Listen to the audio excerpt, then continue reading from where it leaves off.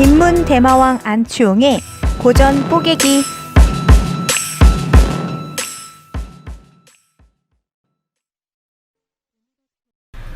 원래 오리엔탈리즘은 유럽의 동방취미 경향을 나타내던 말입니다. 하지만 오늘날에는 동양에 대한 서구의 왜곡된 편견이라는 의미로 사용됩니다. 서양은 그동안 자신들이 합리적이고 도덕적이며 성숙하고 정상이라는 식의 인식을 만들며 동양에 대한 서양의 지배를 정당화했습니다. 권력과 지식의 단합으로 하나의 진리로서 자리하게 된 오리엔탈리즘. 에드워드 사이드는 이를 비판하여 정통적인 동서관계의 획기적인 변화를 초래했습니다. 오리엔탈리즘 정의는 발제한 거 보면은 동양을 지배하고 재구성하여 억압하기 위한 서양의 사고방식이자 지배방식이다. 이렇게 돼 있고, 여기서 이제 중요한 얘기는 역사적 맥락을 살펴볼 필요가 있다. 이게 이제 초점인 것 같아요. 그래서 1, 2부는 이제 오리엔탈리즘의 한 전사를 다루고 있는 거고, 3부는 현재 역사를 다루고 있는 거고, 조금 미진한 면이 있는데, 그 미진한 면은 이제 다른 방식으로 우리가 살펴볼 수가 있죠. 그래서 이 책에서는 처음에 이제 벨푸어라는 사람으로 얘기를 시작하는데, 벨푸어로 얘기를 시작하면 이제 여러모로 상징적이죠. 벨푸어는 여러분 역사에서 벨푸어 선언의 그 벨푸어죠. 팔레스타인의 유태인 독립국가를 설립키로 한 그 유명한 선언이 있죠. 벨푸어가 이제 영국 외무상이겠죠, 아마. 그래서 처음에 이 사람을 끌어들인 거는 이제 여러모로 시사적인 거죠. 그러니까 벨푸어 선언의 주인공을 가지고 이제 얘기를 한 것이고, 그래서 이들이 갖고 있는 동양에 관한 앞 뒤쪽에 나오는 동양화하는 방식을 얘기한 건데, 이제 이집트 얘기를 처음에 하면서 이집트라는 객관적 사물은, 또는 우리가 인식론적으로 말하는 대상은 이집트에 관한 영국의 지식을 말한다. 즉, 그 대상을 인식하는 주체의 지식이 대상을 역으로 규정해야 되는 방식을 얘기한다. 이게 이제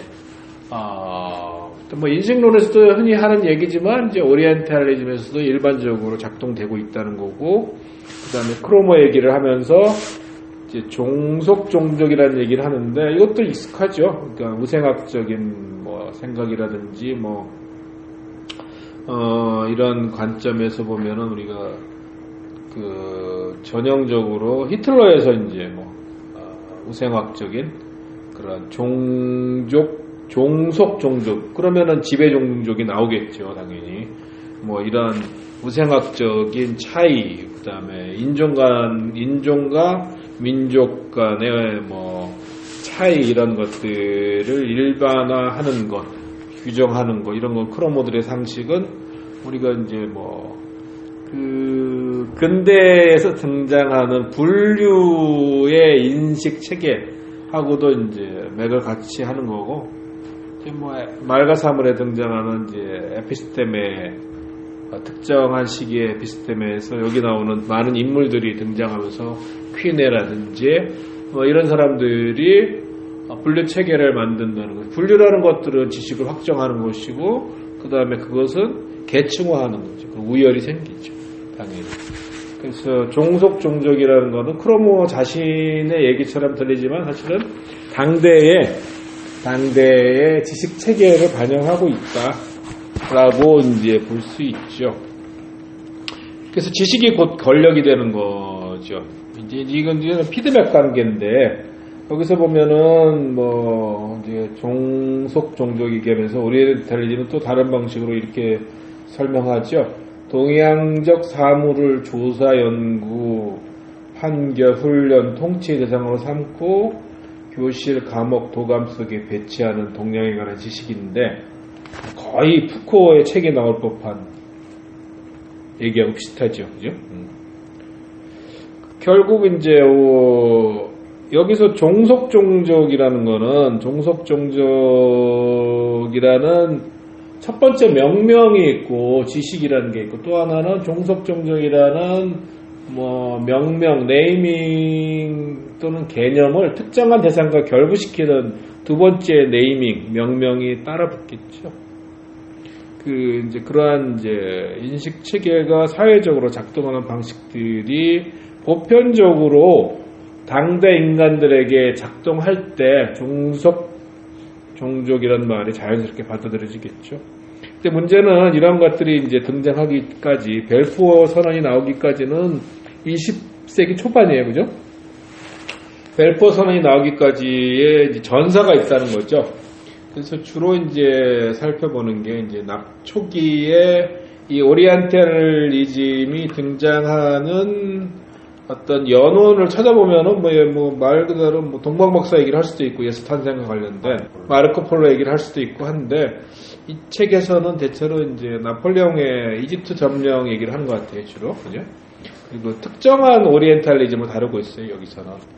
그래서 이제 나폴레옹이 이집트 점령이 이제 영구적이지 않고 사실 점령했다 철수했는데 이제 상징적인 사건이 놈들이 그때 이제 오벨리스크라든지 유물들을 막 훔쳐가잖아요. 그리고 그거를 오벨리스크는 아직도 파리에 전시돼 있죠. 파리에 자기네 남의 유물 훔쳐다가 자기네 수도에다 전시해 놓는 어이없는. 우리나라 이제 남대문 훔쳐다가 도쿄에다가 설치해 놓고 이런 거가 비슷한 거죠. 어이없는 짓. 또 하나는 이제 레셉스라는 사람의 이제 수에즈 운하 건설을 드는데 수에즈 운하는 이제 동양과 서양이 하나로 연결됐던 하나의 세계라는 것을 상징하게 된다. 근데 하나의 세계가 왜 오리엔탈리즘과 관련이 되느냐? 라는 것도 이제 좀 살펴볼 만한 중요한 대목이죠. 그 다음에 이제 여기서 다루고 있는 중요한 사람이 이제 아시아협회 1822년에 창립됐던 아시아협회 초대 회장을 지는 이게 좀 발음 어렵다. 실베스트르드 사시라는 사람하고 그 다음에 우리가 많이 들어본 르낭이라는 사람. 르낭이라는 사람은 이제 언어학, 문헌학과 이제 관련되는데 이러한 사람들이 담론 측면에서 또는 지식 측면에서 어떻게 구성해 갔는가 하는 것들을 보여주죠. 동양을 동양화했다고 볼 수 있는 게 이제 사시화하고 르낭이죠. 근데 이게 이제 사시와 르낭이라는 이런 사람들이 특별히 동양을 동양화하면서 사악한 욕망을 품은 일부에 해당되는 건 아니에요. 그러니까는 우리가 여기서 마르크스 얘기를 하잖아요. 마르크스 얘기를 하면서 마르크스의 인도 분석 얘기를 하잖아요. 영국은 인도에서 이중의 사명을 수행해야 한다. 하나는 파괴의 사명, 또 하나는 뭐예요? 재건의 사명이라는 거잖아요. 파괴해야 된다고 보죠. 파괴해야 된다고 보면서 낡은 아시아 사회를 파괴하고 서양 사회의 물질적 기초를 아시아에 심어야 된다고 이제 마르크스가 이렇게 얘기를 하죠. 진보의 사도 마르크스가 아시아에 대해서는 현 상태를 파괴해야 된다고 그러는 거죠. 근데 물론 이제 마르크스가 끊임없이 파괴 얘기를 하고 있긴 한데 유럽에서 하고 있는 파괴는 희망을 가지고 특정한 역사적 주체의 희망의 이면을 얘기한다면은 아시아에서의 파괴는 그런 게 전혀 없죠. 전면적 부정에 가까운 것이기 때문에 이게 오리엔탈리즘의 저자인 사이드가 보기에는 좀 이게 마르크스가 갖고 있는 서구 중심적인 그다음에 서양 중심적인 가치 체계를 잘 보여주는 거다라고 얘기하는 했죠. 이제 밀한테도 자유론이라든지 이런 데서 보면 밀한테도 그런 게 나타나죠. 밀 같은 경우에는 여성에 대해서 상당히 선구적으로 앞장선 어떤 진보적인 생각을 가졌던 사람인데도 불구하고 인도인이라든지 이런 거에 미개한 종족으로 묘사하고 있죠. 자유론 같은 데서 보면은 이게 서양 지식인들이 갖고 있는 그 담론의 체계인데 그 사람들은 왜 그랬을까? 그 사람들은 왜 진보적인 지식인들조차도 왜 그랬을까? 하는 게 우리 이제 궁금한 거죠. 그 부분은 이제 나중에 이제 조금 더 자세히 살펴보기로 하고, 일단 사이드가 규정하는 오리엔탈리즘은 특정한 역사적 맥락에서 다루는 오리엔탈리즘이라는 걸 우리가 살펴봐야 되고요. 그러니까 즉, 서구가 동양을 하나의 명백한 대상으로 인식해서 그것을 자신의 복속하에 둘 수 있다고 받아들이고 실제로 그 전략을 수행하고 그리고 실제로 복속시킨 시기와 일치한다는 거죠.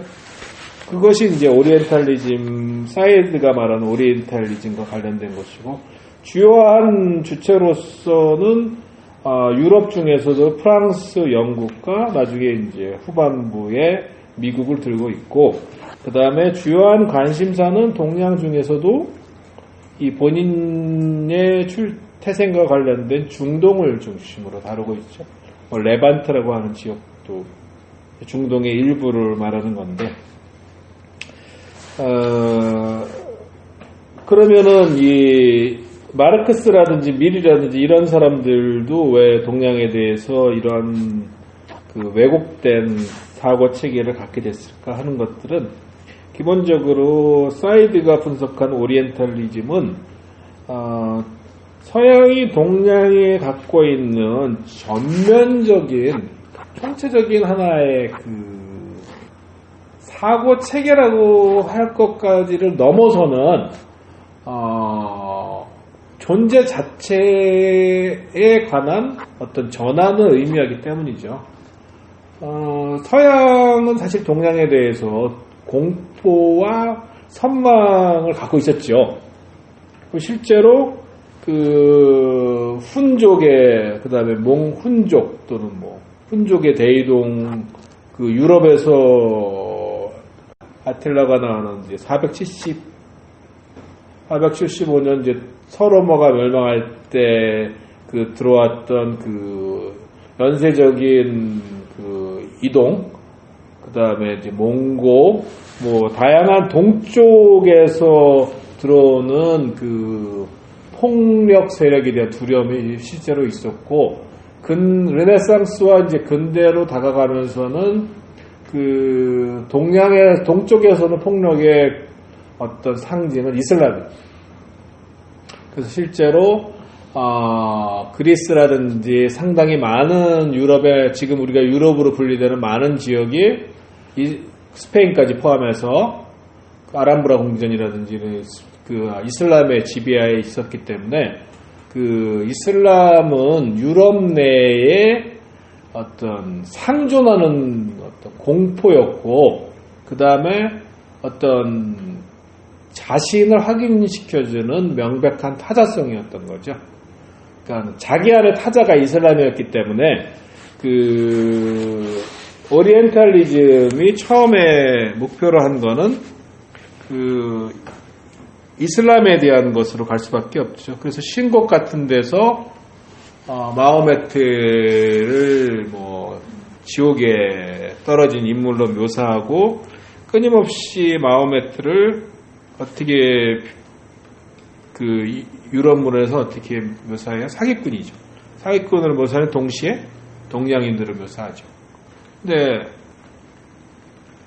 기독교 세계에서 이슬람은 현존하는 타자이기 때문에 그 타자성의 또 다른 이름이 마호메트는 항상 사기꾼이면서 동양인들을 묘사되는데, 재밌는 거는 예수 자체도 사실은 동양인인데 예수는 동양인들을 묘사되지가 않죠.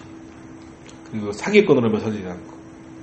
그러니까는 요즘의 고증에 따르면은 예수상에 등장하는 피부 색깔은 다 틀렸다는 거죠. 예수는 사실은 조금 더 피부가 검고 유럽 인종보다는 이제 아프리카하고 중동 쪽에 가까운 섞인 여기 이런 느낌에 가까워, 여기다 좀 색깔 좀 진하고 이런 느낌에 가깝게 고증이 되고 있죠. 이제 당시에는 그게 이제 받아들일 수 없는 건데, 결국 이제 정이 되는 거죠. 명명되는 거고. 그래서 자기 안의 타자인 이슬람에 대한 공포, 그 다음에 동양에 대한 선망, 열등감 것들이 강력했는데, 이제 근대화를 거치면서 자본주의가 발전하고 근대화를 추진하고 그 속에서 서구는 자신감을 갖게 되고 그 극복하는 과정에서 첫 번째 타자, 서구 전체로서 극복해야 될 전면적인 타자가 이슬람이었던 거죠. 그게 이제 오리엔탈리즘의 전면에 서 있는 존재였죠. 그 수에즈 운하를 통한 하나의 세계라는 것들은 그 자기 안에 타자를 몰아내는 과정이죠. 그러니까 자기 안에 그 스페인이라는 나라가 설립되는 과정에서는 민족이라는 것과 그 다음에 종교라는 게 같이 작동해요. 그래서 마치 그 국토 수복 운동처럼 이슬람을 몰아내기 위해서 기독교인들이 단합해야 된다는 어떤 종교 플러스 민족이 결합된 그러한 이 운동이라고 해야 될까 그런 게 일어나면서 실제로 이제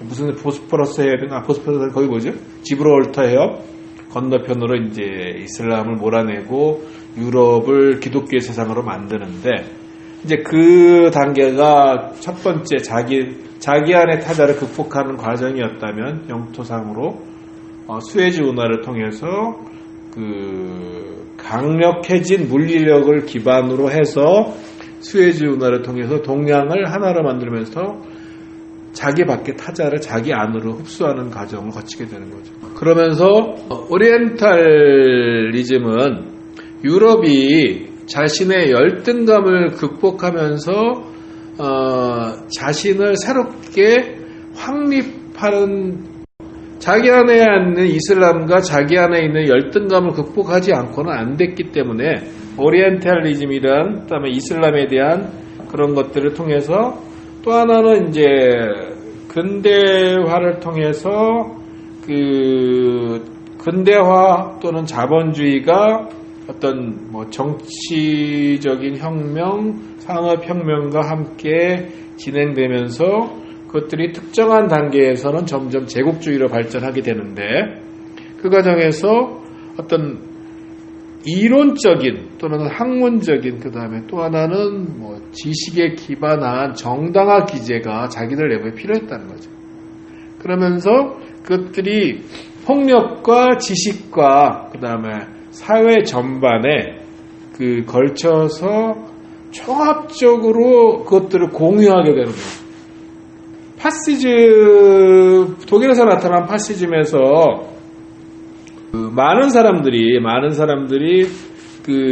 당시에는 히틀러의 생각에 동의했고 유태인 학살에 또 동의했어요. 많은 사람. 그걸 내면을 하게 된 거죠. 근데 그 기간이 되게 아주 짧았는데도 불구하고 많은 사람들이 그걸 다 수용했어요. 그 민족이 독특한 역사적 맥락 속에서.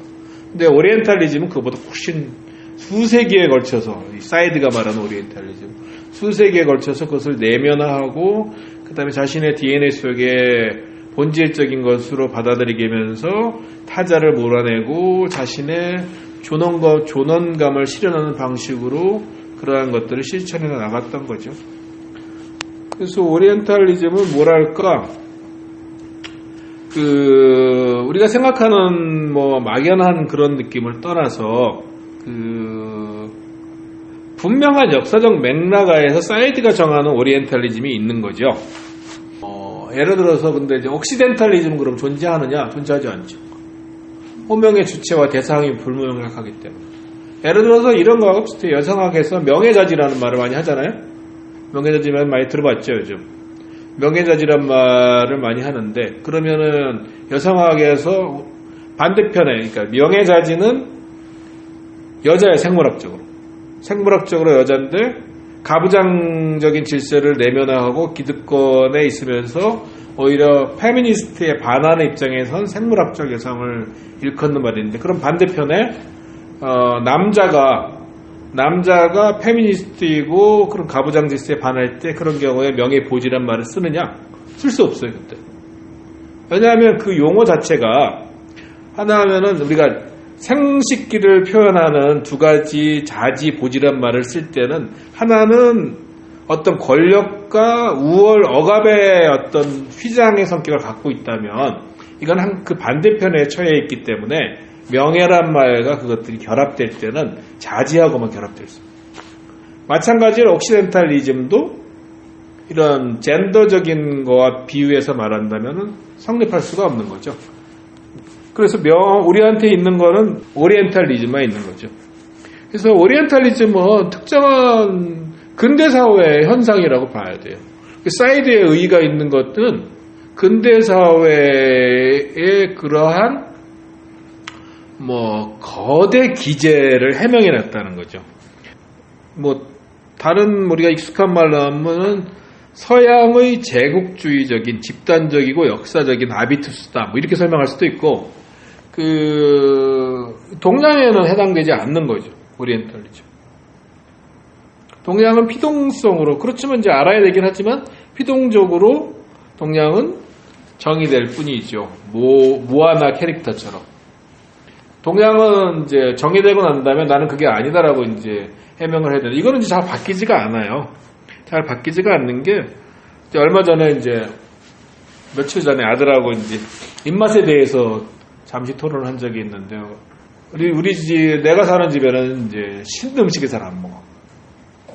신 음식을 잘 안 먹는데 그래서 나는 이제 요즘은 우리 신거를 좀 먹자. 내가 갖고 있는 몸에 어떤 나이가 들면서 하는 상황과 신맛이 긍정적이기 때문에 좀 먹어야 되겠다. 그래서 그거를 이제 노력을 하려고 하고 있는데 그게 좋으니 다른 사람들도 먹는 게 어떠냐라고 했는데 다른 사람들은 별로 그렇게 그리고 이제 아들이 단호하게 자기는 신맛이 싫다 그랬잖아요. 그래서 야 네가 신맛이 싫은 거는 네가 싫어해서가 아니야. 네가 그것을 명확하게 싫어한다는 의지를 갖고 싫어하는 게 아니야 그랬더니 아니에요 아버지. 내가 다른 데 가서 여기저기 신 거를 먹어봤는데 먹기 싫더라고요. 그러더라고. 그러니까 그게 이제 말하자면은 마르크스나 밀이 생각했던 한계하고 비슷한 거예요. 무슨 말이냐면은 어떤 사람의 입맛 자체도 그 가장 큰 스펙이 부모라 그러잖아요. 그러니까 본인이 규정하는 한 7, 80% 이상이 부모인데 부모가 물려준 DNA나 또는 DNA가 다르다 하더라도 걔가 신거를 많이 먹는 집안에서 컸으면은 어릴 때 먹였으면 신거를 좋아했을 수도 있어요. 가정이 본다면. 근데 그걸 지나고 나면은 그것이 나는 신맛을 싫어해라는 판단으로 가는 거죠. 서양인 전체에게 그러한 오리엔탈리즘이라는 게 DNA 속에 들어가 버린 거예요. 수세기에 걸쳐. 그렇기 때문에 이거는 이제 상당히 중요한 오리엔탈리즘은 중요한 분석임과 동시에 구조 자체는 남다를 건 별로 없는데 다만 거대 담론으로서 서양과 동양의 문제를 이렇게 해명했다는 측면에서는 상당히 의미가 있죠. 근데 구조 자체는 그렇게 참신한 구조는 아니죠. 그러면은 우리가 갖고 있는 아까 나왔던 뭐가 있죠? 우리가 생각해 볼 수 있는 그 조선족에 대한 명칭은 그러면 오리엔탈리즘과 신맛이 싫어와 비견될 수 있는 거 했을 때 기간이나 그 다음에 소위 착근이라 그러죠. 또는 영어로는 embedded라고 하는데 그 기간 그 다음에 착근된 정도 의미 측면에서 그건 상당히 약하죠. 정도가 조선적이라는 것은 오리엔탈리즘과 비교한다면 그보다 훨씬 강한. 그리고 그러면은 중국이 중화라고 내세웠던 그 인식과 오리엔탈리즘은 또 다른 거죠. 중화는 타자성이 아니죠, 그죠? 1인칭의 선언이고 오리엔탈리즘은 2인칭을 통한 1인칭의 그 회복 방법이잖아요. 중화하고도 다르죠.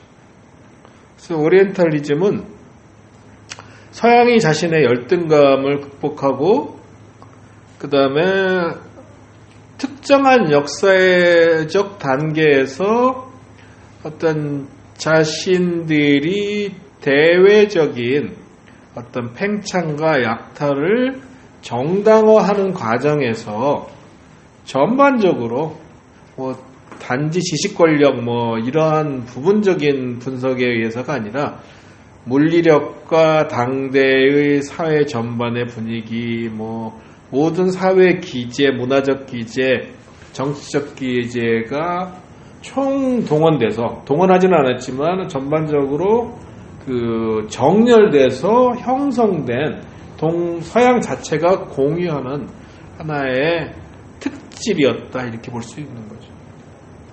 그렇기 때문에 우리가 사이드의 오리엔탈리즘을 계속 반복되는 문장을 읽어야 되는 이유도 여기에 있고 이 책이 이제 의미를 갖는 것도 이런 대목에 있겠죠.